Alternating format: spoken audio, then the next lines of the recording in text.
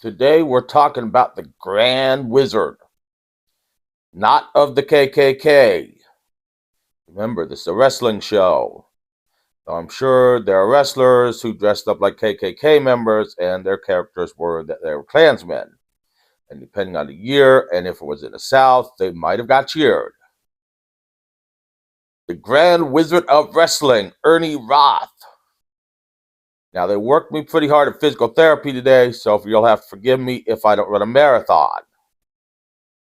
Not that I would ever run a marathon. I have this rule against athletic things. The first person to do them literally died afterwards. I don't do it. If you want to do it, go ahead.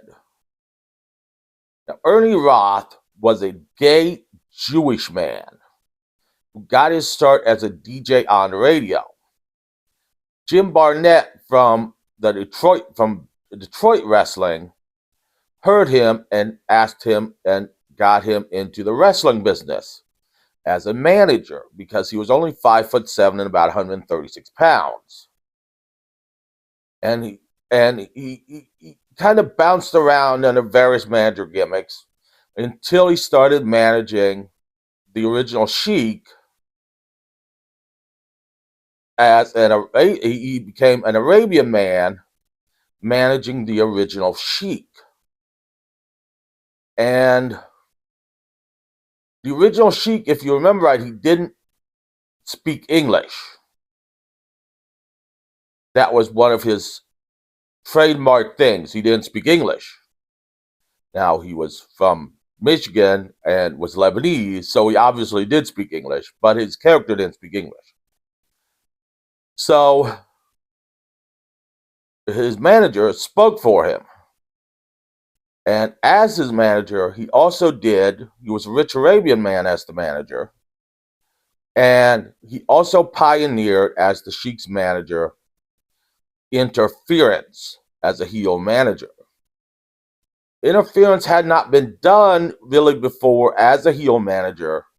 And as the Sheik's manager, he kind of pioneered it to nuclear heat and almost causing riots on numerous occasions, which I'm sure the people in Michigan loved. Because Michigan loves their riots. Then in the 70s, this was in the 60s, in the 70s he moved to WWF, which would later become WWF, which would later become WWE, to work for Vince McMahon Sr. And he took the name the Grand Wizard. Now, he took this name because he was a gay Jewish man and because the KKK hated gays and Jews. So he's kind of mocking them.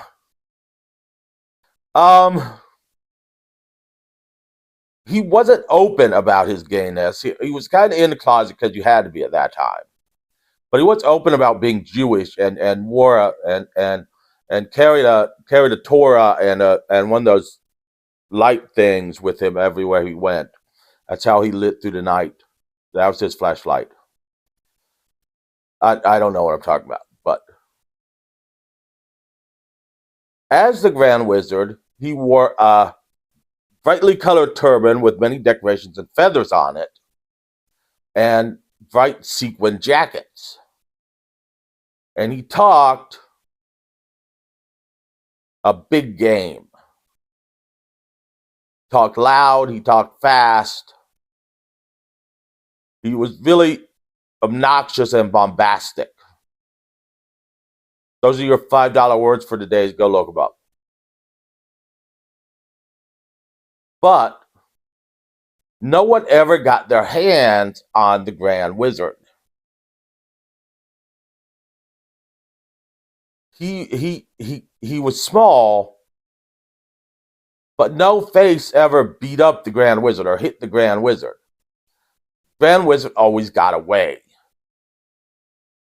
And so that got him nuclear heat.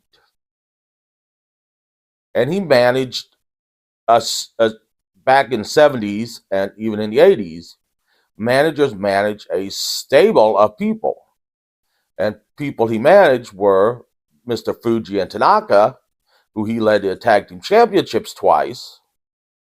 He led Stan Stasiak to the world championship off Pedro Morales. He managed Sergeant Slaughter. He managed Bobo Brazil. Maybe not Bobo. It wasn't Bobo Brazil. It was Bobo Brazil. I don't remember. He managed a bunch of people. Who were big names.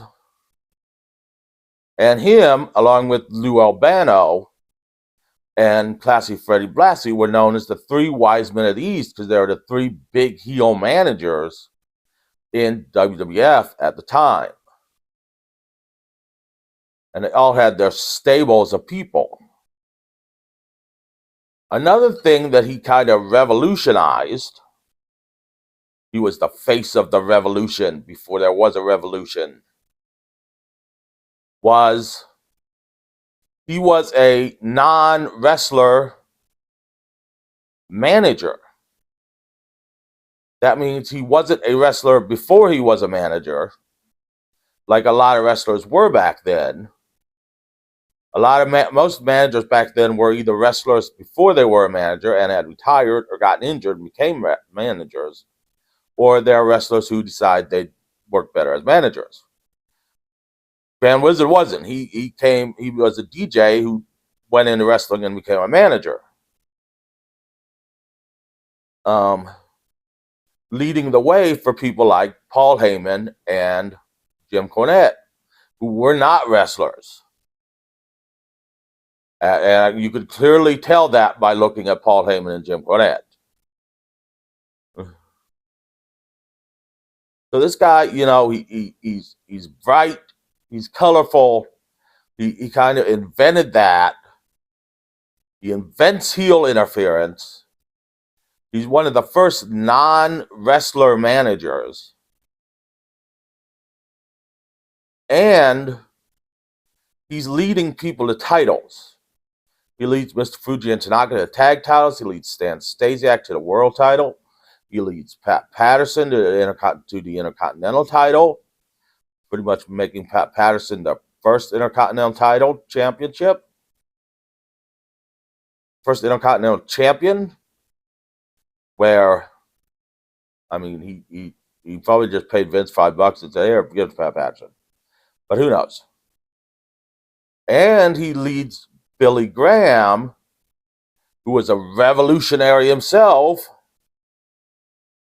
to end Bruno Sammartino's reign as world champion. So this guy was one of the biggest heel managers of all time. But he is largely forgotten today because in the early 80s, when Vince Jr., or also known as Vincent Kennedy McMahon, or Mr. McMahon, whatever you want to call him, the guy who raped women, took over, bought the WWF and took over, the Grand Wizard kind of retired because he was getting older and he was getting frail, and Vince wanted him to be able to take bumps, and he didn't want to do that. So he retired down to Florida and then died of a heart attack in 1983. But he led the way for all these managers, all these heel managers to come, like Bobby Heenan and Paul Heyman, and all these heel managers to come. Mr. Fuji.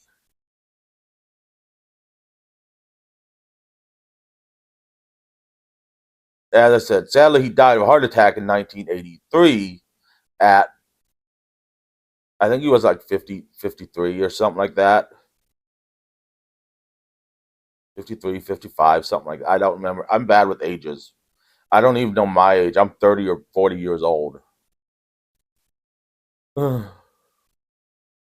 But in 95, he was put into the WWE Hall of Fame by Pat Patterson, his longtime friend, and beautiful Bobby Eaton accepted it on his account, who was a longtime friend of his too. So now you've learned about the Grand Wizard, and now you can go look up what wrestlers came out in Ku Klux Klan robes and wrestled in the South to many cheers. Join me later in the week as we look at the movie Popeye's Revenge, which is actually pretty good.